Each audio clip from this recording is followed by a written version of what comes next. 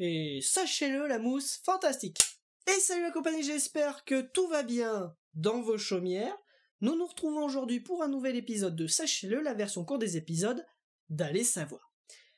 Et allez savoir pourquoi il est plus facile de transporter un demi de bière plutôt qu'une tasse contenant du café. Alors oui, certains serveurs pourront le dire, certains liquides sont plus faciles à transporter que d'autres.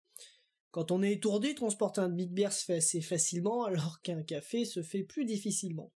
Oula, ça sent la fumisterie. Et non, je t'assure, hein, pas de la fumisterie. Par exemple, un chocolat chaud est plus facile à transporter qu'un café, mais plus compliqué qu'une bière. Je viens de penser à un truc. Si l'on donne du café à des vaches, elles vont faire du café au lait? C'est pas bête, hein? Non, quand même. Bref, générique.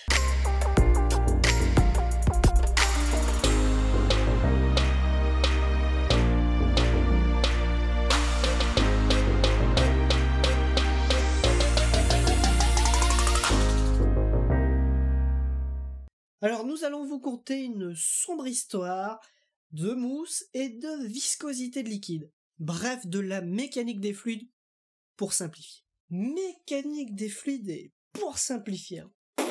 Oui, bon alors, moi entre nous, je sais pas ce que ça veut dire encore. Un mot savant de scientifique, quoi. Alors la mécanique des fluides, c'est l'étude du comportement des fluides selon divers environnements. On peut avoir par exemple l'effet Venturi, on peut avoir tout un tas de choses, enfin bref, il y a tout un tas de théories là-dessus. Oh bah si tu le dis c'est que t'as raison, hein, mais... Bref, l'une des auteurs de l'étude en question, Émilie Dresser, a noté que c'est justement dans un bar qu'ils se sont rendus compte que certains liquides étaient plus faciles à renverser que d'autres. Une fois de retour dans leur laboratoire, ils exécutent quelques expériences et font le constat que la viscosité du liquide rentre en compte, mais surtout la mousse au-dessus du liquide joue un rôle prépondérant. Ah, c'est justement le meilleur, la mousse. D'ailleurs, afin d'éviter d'avoir des ballonnements quand vous buvez une bière, buvez d'abord sa mousse, car celle-ci ne permet pas au CO2 de s'évacuer.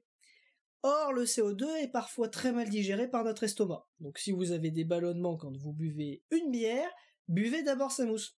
Si vous n'avez pas de ballonnement, bah faites comme vous voulez. Certains vous diront que la mousse permet de garder les arômes. Et c'est justement cette mousse qui permet de moins renverser le liquide par rapport à un café qui n'a pas de mousse. Alors les chercheurs ont fait l'expérience assez simple, ils ont pris un plat rectangulaire auquel ils ont mis des liquides, donc des liquides comme du café, des liquides avec de la mousse. Ils ont effectué des mouvements de va-et-vient pour étudier les vagues. Et le résultat est sans appel. Par exemple, entre un café et une bière, les vagues sont réduites d'un facteur 10. Mais qu'est-ce que vient foutre le facteur là-dedans? Mais qu'il aille distribuer le courrier au lieu de participer à des expériences pourries, là. Facteur 10, alors facteur, c'est un terme mathématique désignant un coefficient. Dans notre cas, ça veut dire que l'amplitude des vagues, la hauteur des vagues est divisée par 10. Ainsi peut-être que sa quantité d'ailleurs. C'est pas précisé. Et plus étonnant encore, ils font le constat qu'à partir d'un certain nombre de couches de bulles dans la mousse, c'est-à-dire 5, il n'y aura pas plus de sécurité dans le transport du liquide, et que c'est la mousse qui est contre les parois qui est la plus importante. Celle au milieu ne sert quasiment à rien et n'a que très peu d'impact sur la hauteur des vagues. Oh, ce charabia! Oui, dit comme ça, c'est un petit peu compliqué, mais vous allez comprendre, c'est pas si compliqué que ça, et nous allons rentrer un peu plus dans le détail afin que cela soit plus clair. Alors pour simplifier, ce sont les frottements du liquide contre les parois du récipient qui permettent de... Oh, ça sent les mots de crâne, votre histoire, hein. Frottement. Encore un mot pour épater la galerie, ça. Ah oui, à ce point-là. Bon, alors, le frottement, c'est la friction générée par deux corps en contact l'un avec l'autre. Bon, et là j'ai simplifié parce que c'est pas totalement juste, parce qu'il y a une histoire de vecteur dedans. Et je sens que je vous perds de plus en plus. Alors, le frottement, prenons un exemple, prenons ma tablette et ma main. Si je les mets en contact l'un avec l'autre et que j'essaye de bouger, par exemple ma main, je sens qu'il y a une certaine résistance vis-à-vis de la tablette. Ça, c'est les frottements. Pour simplifier, prenons un exemple.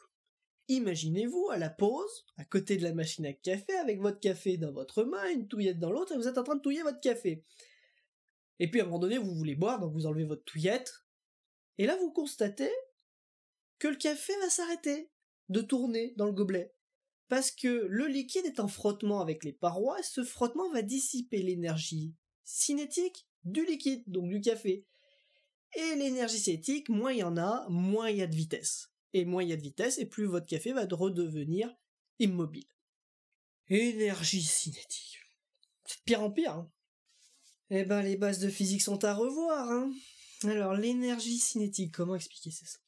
Alors, on va donner une définition, et puis on va faire un exemple, hein, comme pour les frottements.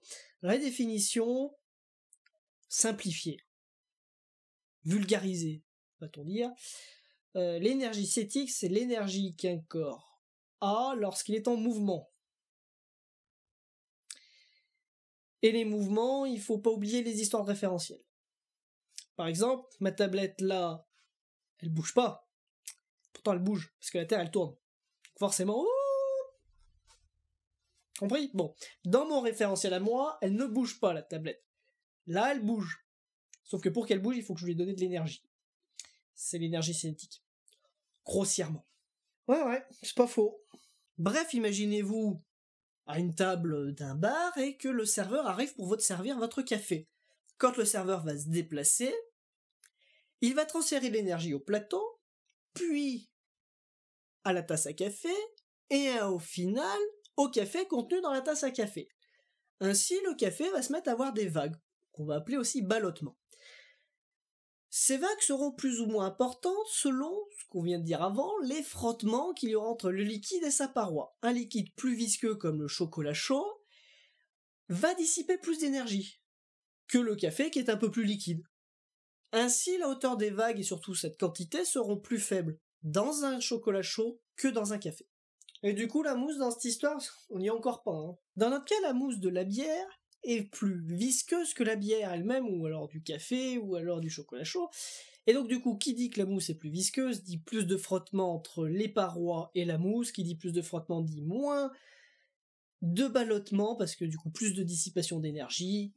Et voilà, on a expliqué pourquoi il est plus facile de transporter un demi de bière qu'un café dans une tasse à café. Et on pourrait se dire que ça sert à rien. Et en fait, non, ça pourrait servir. L'auteur de l'étude explique notamment que cela pourrait servir au transport de certains produits chimiques et ou pétroliers, notamment par exemple ça pourrait être utilisé dans le cas du domaine spatial avec les propergols, ou encore pour les gaz liquéfiés dans les camions, bref, affaire à suivre. Bref, nous espérons que cet épisode vous a plu. En attendant, n'oubliez pas, l'abus d'alcool et de café est dangereux pour la santé. Oui, alors ça c'était pas prévu dans le scénario. Alors oui et non, le café, c'est plus compliqué que ça sur l'abus de café. Je vous mettrai une étude de l'Agence européenne de recherche, j'ai perdu son nom, en description. Vous en lirez plus, c'est un peu plus compliqué que cela. Je sais que certains vont crier au conflit d'intérêts. Vous en faites ce que vous en voulez. Point barre. En attendant, n'hésitez pas à partager, liker, si vous avez aimé l'épisode, à regarder les autres vidéos et à nous suivre sur les réseaux sociaux, tout simplement. Bon alors moi je pense que j'ai trouvé une solution, hein, pendant que vous débattiez de ces conneries. Soit vous mettez des tasses plus grandes avec autant de café, comme ça les bords sont plus hauts et vous en renversez pas. Soit, alors là c'est ingénieux là. Vous inventez un café avec de la mousse dessus, puis on n'en parle plus. Ah, vu la tête qu'il fait, ça existe déjà.